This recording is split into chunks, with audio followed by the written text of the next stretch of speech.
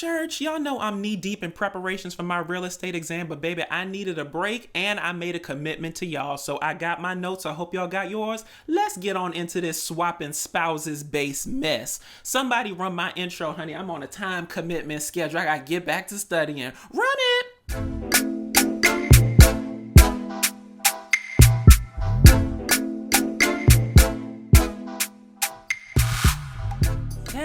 Testing, 1, 2, 3. Can you hear me out there? Y'all, to my returning church members, baby, welcomes. And to all my new people, please, baby, please make sure to smash that subscribe button and to also click that bell notification so you are notified every time I decide to upload a video. Now, baby, listen, my outfit and my spirit today, in the eternal words of Paula Abdul, is giving rush. Because, honey, my real estate license test is this Saturday, honey. Y'all pray for me. I'm knee deep in preparations. Y'all, I haven't drunk coffee since college. I don't intend to start now. And, I don't really do the whole energy drinks in terms of like the Monster energy drinks and all that stuff. So listen, it may not be good for you, but I've been pretty much mainlining cran apple juice and fruit roll-ups to stay up. Listen, I'm going to have a sugar crash, something fierce, but as long as I get my damn test passed, all is well that ends well. Now, let's jump on into this mess today, and let's start first and foremost with Domynique and Mackinley, okay? Now, let's talk about Mac in Michigan. Y'all, Domynique and Mac, even though y'all didn't work out, y'all are a match based in hell, okay? Y'all are literally two sides of the same coin this damn episode, okay? Listen, Mackinley, one of the things that Domynique said about you that rang true was that your ass has a portable based lifestyle, and she feared that given the opportunity, your ass would pack up and head back to whence you came, okay? And true to form, once given the opportunity, your ass took a job back in Michigan and you heading back there down to Sunday, okay? Listen, now, I fully understand that if Mac and Dom worked out, then he probably would have tried to set up some damn roots down to Nashville. That didn't happen, okay? But listen, I'm looking at you all the way sideways, because who moves to a new city, honey, stays with somebody else in terms of stays with somebody's family, gets on a reality TV show, honey, and then when the reality TV show ain't work out the way you wanted to, you move back to whence you came, okay? Honey, is given setup, okay? And if your ass was in the entertainment industry, I'd be looking at you always up, down, through, and sideways, looking at you crazy, okay?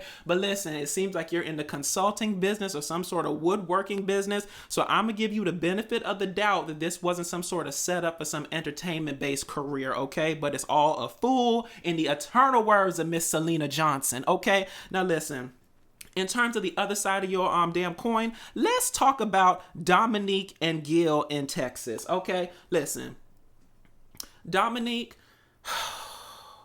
if you gonna talk about the man having a portable based lifestyle and you wanted somebody to stay with you down to Nashville and build roots, commonalities, and be together, exactly why is you sniffing around down to a man that lives in Houston, Texas, okay? Honey, make it make sense, okay? You can't have it both ways. You can't talk about Mackinley in terms of what you felt about his situation and also basically do some version of it on your damn side, okay? That being said, listen, Gil, my question for you, baby, is why don't you have anybody yet? Okay, your season was damn near, 2-3 seasons ago. Why don't you have anybody? Listen, I'm always looking at people sideways that's, successful, attractive, seemingly sane, got a lot going for them, and still can't find nobody. Wait.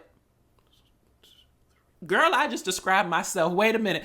Gil, I take it all back. Listen, it's hard out here for a pimp. Never give up on love, honey. Never give up on love, because I won't either, okay? Damn, listen, that's how it be happening sometimes. You just end up describing your damn self, okay? That is all me. Successful, attractive, seemingly sane, good personality, got a lot going for me. It is hard out here to find somebody, so I understand it now, Gil. I take it all back, okay? Find love wherever you can find it, okay? Now, listen.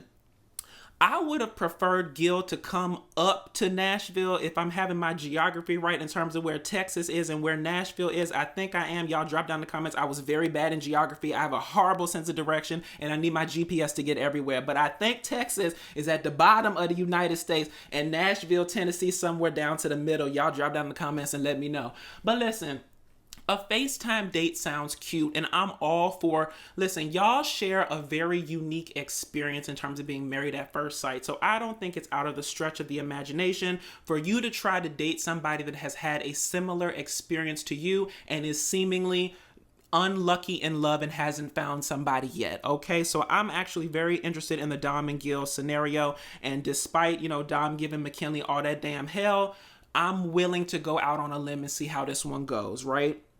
Now let's talk about Mackinley and Gina going out on a date. So at long last, honey, the thing that, Mackinley done schemed after, done messed up the relationship with his friend over in terms of sniffing around his wife, it has come to fruition, and they went out on a date. First and foremost, y'all, I just love watching this show sometimes because it just gives me such great ideas for dating, just in terms of, I never thought of having a date based down to a damn, cappuccino, Starbucks, base date where you learn to be a barista, okay? I thought that was a very interesting concept, and I don't drink coffee, but I would drink coffee for that day just for the cuteness of the experience, okay? Now listen.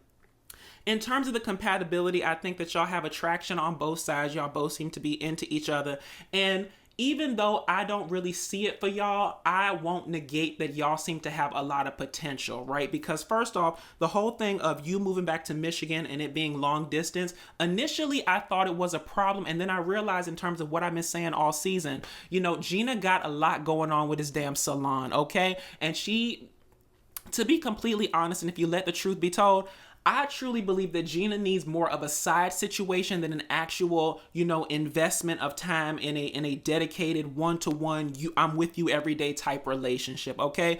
Gina got a lot going on, and she just needs somebody to tighten her up on the side, take her out for drinks and a date when, she's in your town, and, then it enables her to go back to what she needs to do in her daily life, okay? So listen, I personally couldn't do a long distance relationship because, I'm a little bit too, I'm not needy, but to me, absence sometimes doesn't make the heart grow fonder, and the further you are away from me, the higher the probability I'm gonna forget about you and start dating somebody else, okay? Now listen, if I'm committed to you, that's a whole nother, conversation for a whole nother day, but in terms of when you are first starting a situation, I don't personally know if I could do the long distance thing. But listen, if Mac is gonna be in Michigan and Gina gonna be, around the United States like Carmen Sandiego and internationally down to Canada, hi to our Canada friends, honey. If y'all are church members in Canada, drop down in the comments and say, hey. Ain't that what the people say down in Canada? Y'all drop down in the comments and let me know. But listen, if y'all are going into this situation, with open eyes, with open hearts, and knowing what it is, I can only wish y'all the best in terms of y'all situation. So even though the situation started under some weird circumstances, I'm willing to go out on a limb and wish y'all the best in terms of how it, ends up with this whole long distance thing. Now let's move on to Jasmine and Airris. And let's talk about Airris backdating and his big head text. Y'all, it just seemed like this episode, the men was just telling all their business down to the damn bedroom in terms of them getting back into the saddle in terms of having sex and stuff. So Airris done had sex. What's his name? Clint done had sex, and they, dusted the cobwebs off after 2 months of being in sexless marriages or whatever. So Airris is back dating, and good for him. Now, the thing I want to talk about regarding Airris is these whole big head texts, okay? Listen, I am not one to spin the block as it relates to exes or people from my past, but I'm kind of trying to change my worldview, right? After COVID, after what we all went through after the past couple years, after, the global pandemic and, economic strife and people, changing their lives and working from home and starting businesses and stuff. Listen, I'm willing to believe that people change, and, I wouldn't personally go back to any of my exes, okay? But, if I got a text from somebody that, I tangentially knew back in the day, I don't have any sort of very, very close tied relationship history with them, and it just seemed like a matter of timing in terms of they was in a relationship or I was in a relationship and we both were unavailable, then maybe I would pursue something like that, okay? So I'm kind of changing my worldview just a little bit based on what, Airris and Jasmine seem to be doing down to their dating lives, okay? Now, in terms of the big head text, I didn't personally understand it. I'm guessing in terms of what I watched that that's kind of his nickname for all his female companions is Big Head. So listen, all I know is that I was watching the show and it said he sent some texts and they landed, okay? So I guess he got Big Head here, Big Head there, Big Head there. Listen, you got to cast a wide net when you dating, so I ain't even mad at it. You already did the marriage thing. It ain't work out. Send out your Big Head text and hopefully somebody will respond back. Now, if you call me Big Head, honey, we have to have a prior relationship, honey, because I take things very literal sometimes. Don't you be calling me Big Head. How dare you? Okay, my head is cute and petite. Okay. Y'all, I am sleep deprived and hopped up on sugar. Let me move on to Jasmine's date with friend boy mystery man. Listen, excuse me, y'all. Jasmine, I'm stealing the whole friend boy part, okay? I really like that terminology, okay? Because listen, I'm gonna tell a bit of my tea this damn review. I have never had a boyfriend. I have never had anybody come up to me and be like, Dasher, will you be my boyfriend? I have had relationships. I have had situationships. I've had extended situationships. But it always seems like I don't know what we are. They don't know what we are. And we're just like operating in this perpetual, instance of a cloggy or a cloudy situation regarding to what our relationship status is. Okay. And maybe part of that is my fault in terms of not defining what the damn relationship is. But, I understand. Now, I like the friend boy thing because it's very... it's kind of innocuous, it's kind of ambiguous, and it takes the pressure off of the whole boyfriend thing. You're not just my friend, but you're a friend boy. You're somebody that I see potential in. You're somebody I'm willing to see whether or not it goes the distance, right? So I'm stealing that friend boy thing, Jasmine. Thank you in advance. And if y'all see it in terms of future videos, y'all know who I got it from. Now, y'all, I think it was a great confidence boost for Jasmine to go out on this date. And like I said, in terms of circling the block, she said this wasn't somebody that she, dated in the past, but it was somebody that she knew from college and they both had interest in each other. And I guess it just never went anywhere. So listen, when you are newly, almost divorced and you are fast, footloose and free, why not cast a wide net or cast a net back to, your past in terms of something that maybe you never gave the attention that it could have had in order for it to prosper in a fruitful way.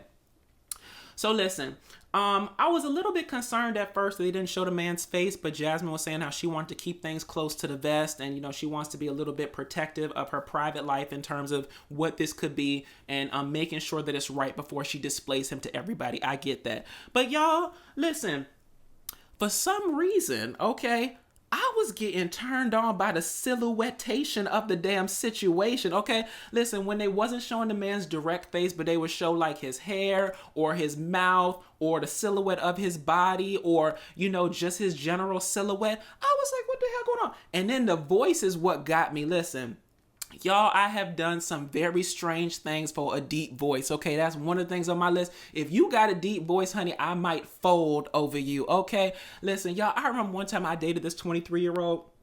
And I was not well into my 30s. I'm only 33 right now, but I was probably like 32. So last year or so, right? I dated this 23-year-old simply because he was tall and his voice sounded like the Allstate man. Okay, listen, are you in good hands? Bitch, what you doing later? Because I might want to be. Okay, listen. So I go insane for a deep voice, so I understand it. And I think it's great to start a situation already having some level of comfort with the person and also knowing that they find you attractive, you find them attractive, and that's one burden that we don't have to cross together because we already have that down pat, okay? So good for Jasmine and friend boy, and I hope it works out and we get to see him in entirety in either subsequent episodes or down to your social media after the damn season is up. Now let's move on to Gina and Clint, and let's talk about Clint back dating. Now, y'all, I just feel some sort of protection over Clint. I don't know. Clint just always seems to get the short end of the stick, okay? And I want him to win so bad. I want him to find his person so bad. But Clint, I don't want to hear about your sexual exploits no more. Because you a little bit too descriptive for me. And when you was talking about you had to schedule something down to NASA in terms of a rocket launch after 2 months of a sexless marriage. Listen, the imagery was just sending me, okay? Sometimes I'm here for it. Today I wasn't. I don't know why, honey. Listen, I'm a Gemini Taurus, okay? Because my birthday's on the cusp. Don't judge me, okay? But, I could have taken or left his whole sex talk thing. But listen, Clint, because I'm protective of you, player, I want to tell you some very cardinal and very important words, okay? Leave that redhead girl alone, okay? Leave her alone, okay? Leave her alone. Look, y'all listen. I cannot believe that Clint gets out of a relationship with somebody who was not attracted to him, right? Based on his demeanor, his hair color, his personality, whatever the case may be. And then his friends set him up on a damn, blind date with a woman who the first thing, or, one of the first things that came out of her mouth in terms of what's your deal breakers or what you don't like is that I don't really like dating redheads, okay? Listen. Pain gives you a memory of what not to do in the damn future, okay? Clint, we have been here before and we have done this, okay? One time is a fluke, twice is a pattern, and by 5 it's a lifestyle. You is on twice right now. You done had 2 women that done told you that they not attracted to redheads. Listen, the definition of insanity is doing the same things and expecting different results. And I don't blame you for this because this was a blind date, but leave this girl alone. And it's just so funny to me because from the outside looking in, she was pretty, honey. I liked her hair. She was athletic. She seemed to have a lot of things in common with you in terms of activities and interests that you like to do. But the moment she said that, I said, listen, we are not going down the damn road of attraction or lack of attraction anymore, okay? So, Clint, I'm very protective of you. Leave that redhead girl alone, okay? Listen, you need to have a screening thing down to your damn dating profile, honey. If you don't like redheads, pass me by, okay? Because I can't go through the damn heartache for you, and I know you can't go through the damn heartache for your damn self no more, all right? Now, let's get on into Gina and this damn salon. Y'all, I've said this from the beginning. Gina has done an immaculate job of integration regarding her damn business, okay? Now, in this episode, we see the damn name of the salon, and it seemed to be called Sola Salons. Now, I was thrown by the S at the end of salons, but maybe she's planning for a day when they start franchising it and when there's more than one, because y'all correct me if I'm wrong. I thought Gina has 1 salon. I don't know if she has 2. Y'all drop down in the comments if I made a mistake. But I just love that Gina is about her business. Listen, if you don't come out of Married at First Sight with a husband, the least you could do, baby, is have, an up in terms of your life, in terms of how you feel about yourself, or in terms of your financial history and your damn business, okay? And Gina said, mama, I'm gonna get to the damn money if I can't get to the damn husband, okay? So good for you, Gina. I love it. You doing salon stuff. You traveling with the salon stuff. You doing, teaching classes down to our friends or up to our friends in Canada, because I'm always getting that incorrect. Y'all know I'm bad with geography. Good for Gina. Listen, I'm damn near about to repurpose the whole idea I had of Married at First Sight presents Gina and Clint when the salon met the kitchen, okay? Gina, I still don't believe that you're interesting enough to carry a show by yourself, but I could definitely see with these supporting characters and people in your life and stuff you got going on, and Clint damn near about to take you to court over Hank, I could basically see a show being kind of surrounded in a Vanderpump Rules format with you at the center and the salon as the focus. So I'm actually here for Gina and the salon, provided that there are some supporting characters to give your story a little bit more of fleshing out, okay? Now let's move on to Nicole and Chris. And let's talk about this whole weddings and sports events. Y'all, I love that Nicole and Chris are settling down into married life, okay? I love that they are finding, commonalities. They're approaching their whole love thing. But y'all, there is just some nagging feeling or some nagging suspicion that I have that Nicole likes Chris more than Chris likes Nicole, okay? Listen, it just seems like a situation where the dynamics are off. And I understand in relationships, sometimes one person's going to like the other more than the other. It's normally in the situation, it's the man liking the woman more than the woman likes the man. But this is kind of like the reversal of that. I don't know. In some instances, I don't know if it's just that Chris is very laid back or if he's just tolerating her in front of our faces. So y'all drop down in the comments and let me know if you sense that kind of weird energy in terms of will they or won't they last. But I don't know, something is given a little bit murky just regarding Chris's true feelings for Nicole, okay? Now, I love that they went to the, I think Nicole had a wedding in her family and Chris was, of course, her plus one, and now she doesn't have to worry about not being able to dance down to the dance floor, slow dance, and she has a built-in date. So wonderful for her. But y'all, the thing that was tickling me the most was the damn sports events, okay? Listen, I don't care nothing about the baseball one. I want to talk about them being down to the gym, okay? Listen, I laughed from a good and healthy place when I saw Chris huffing and puffing down to that damn gym. Listen, it was basically the dichotomy for me. Nicole moving around the gym, purposeful, graceful, doing the activities. Chris looked like a hot, sweaty mess. Okay, in the eternal words of Wyclef Jean, someone please call 911. Okay, tell him I've been shot down and a bullet's in my heart. Okay, because it was like somebody called the paramedics for Chris. That man was huffing, that man was puffing, and somebody's about to blow his ass all the way down to the floor. Okay, listen.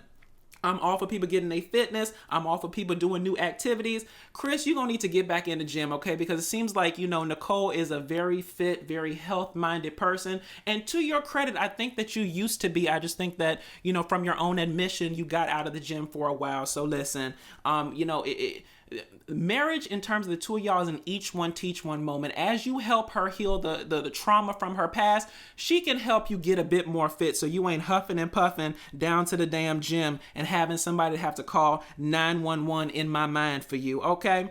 Now, next thing I want to talk about is this $8,000 couch, okay? Listen. Y'all, I am not one to tell people how to spend their money, honey, how to spend their coin, count people's pockets or whatever, but what does an $8,000 couch do for you that a regular couch won't? Like, somebody drop down in the comments and let me know. Like, I understand when you start making more money, you start doing better, you buy better, you get a higher thread count of sheets, honey, you want to furnish your house in better things. But from the outside looking in, it just doesn't look like your lifestyle necessitates or can support an $8,000 couch. Girl, I might be wrong. Y'all might be frugal looking on the outside, but deep down inside, y'all is both paid. And I apologize if that's the case. But listen, 8 racks for a couch, even if I had the money, I don't know if I could spend it on a damn couch. On one couch?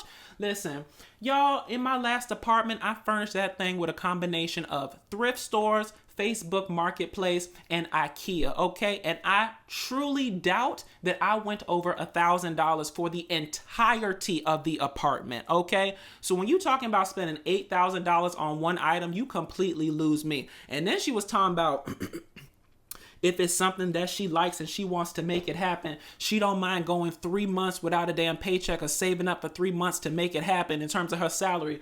Girl, your priorities are a bit skewed, okay? Instead of talking about this damn $8,000 couch and how you can afford it and talking about magnifying glasses that you saw and you thought that it was this oversized magnifying glass that y'all needed down to your damn apartment, but you talked yourself out of it. Instead of doing that, Nicole, I'm going to need you to invest that time in terms of running, not walking to a damn therapist, okay? Because y'all done gone to, weddings, sports events, played tennis, honey, down to the damn park or whatever, or pickleball, whatever y'all played. You over here going through furniture stores, looking at $1,200 chairs and $8,000 couches. Honey, invest some of that damn money to finding the damn therapist, okay? So you can heal your soul, honey, because you need a healing for your soul. Give me a healing for my soul. Y'all don't make me go into my gospel roots. Y'all know I ain't got none, honey. I'm a heathen. I'm off of this, okay? But y'all drop down in the comments and let me know. If you had the money, okay, would you buy an $8,000 couch? Okay, drop down in the comments and let me know. Now let's move on to Kirsten and Shaquille, and let's talk about Shaq's grandma passing. Y'all, sorry, I'm going through something today, y'all. I think all the energy I'm putting into studying is basically making my body shut down in other ways. But listen, we're going to push through, honey. Look at your neighbor and say, push through. And if you're by your damn self, look in the mirror and say, push through, okay? And pray for me, because I hope this ain't nothing serious, okay? Listen. Now, back to Kirsten and Shaquille. In terms of his grandmother passing, y'all, when I tell y'all, I was so touched by this damn scene and by this damn story. Y'all, I am a grandma's baby, okay? Listen, I had my mother and I had my father, but in my, younger years, my grandma was the person that took care of us when my parents was out, in the streets doing what they needed to do to take care of us and to put a roof over our head and food on the damn table, okay? Listen, I watched stories with my grandmother. I painted and sawed down my grandmother's toenails, okay? And, we would always cook together, and that that was kind of like our bonding experience, girl. We would play dominoes and everything. Like, I miss you so much, Grandma Eloise. Listen, Shaq, I have nothing but condolences, support, and a wish that you can find a peace that surpasses all understanding in this difficult time, okay? Clearly, you are big on family. Clearly, your grandmother was very important to you, just like my grandmother was very important to me. And I just wish you a peace that surpasses all understanding once you can get past the hurt and the grief portion of it, right? So sending explicit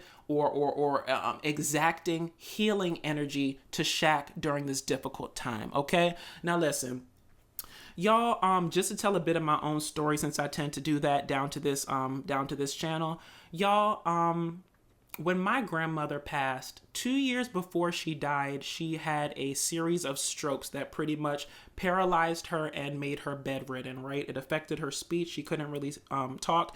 And like I said, she was bedridden for most of that time. Now, for some reason, when her physical body finally died, it didn't hit like it should have, right? I kind of had a delayed grief reaction, right? Because the person that I knew had died long ago versus when her actual physical body had died, right? But let me tell y'all something.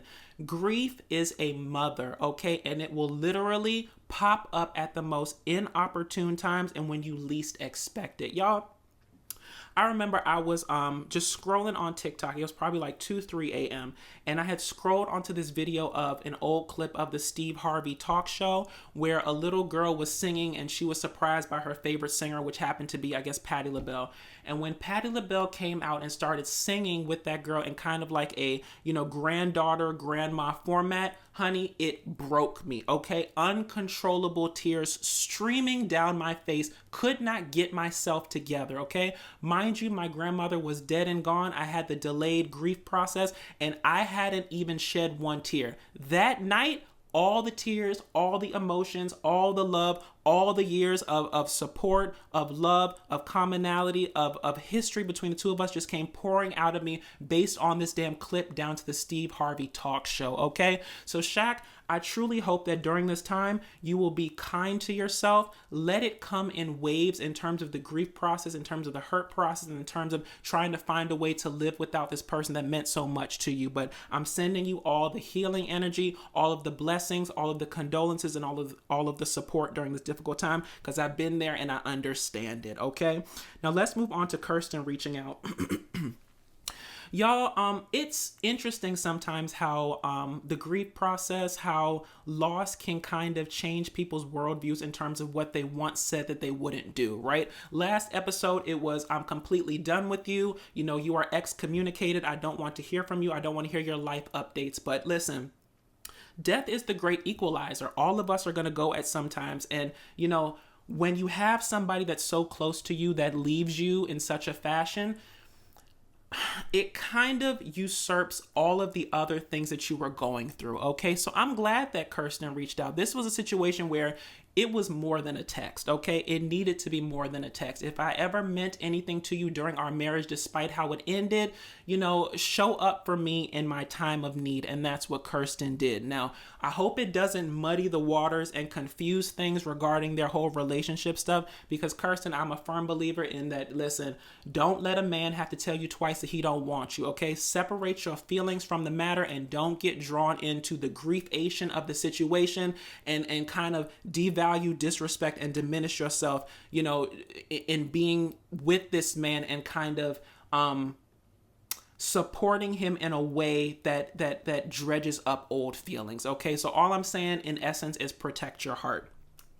Now let's move on to Kirsten and this career coach and her working on herself. Y'all, Kirsten is doing what I would hope that Nicole would have been doing, okay? Yes, she's doing career coaching, but listen, it's career coaching, career therapy. Nicole needs actual therapy. I guess we'll get there at some point, but I really love the whole thing of investing in thine self, okay? If you cannot leave Married at First Sight with an actual husband, wife, in a relationship, then you should have a leg up in life, a deeper understanding of yourself, yourself, a newness of yourself, or like, you know, Gina honey, promotion to the nth degree for your damn salon. So I thought that was great of Kirsten getting in touch with herself, getting in touch with her goals, and trying to make progress with that. So all the luck to you, Kirsten. And just like you, girl, I'm going to be a real estate agent come Saturday. Now listen, Maryland doesn't have reciprocity with Nashville, but I do have reciprocity with Pennsylvania and Oklahoma, okay? So all the church members down to Pennsylvania and Oklahoma, drop down in the comments if you need a house or if you need your house sold, okay? I'm trying to dredge up business before I even get started. Now listen, y'all, I think that's really all I want to talk about on this damn episode. So if you liked what I said, please feel free to like, comment, and subscribe. Follow me on all social media at DadDamnDasher. And until next time, y'all, listen, bring on Gil and this damn FaceTime date. I'm interested, and I'll talk to y'all later. Bye.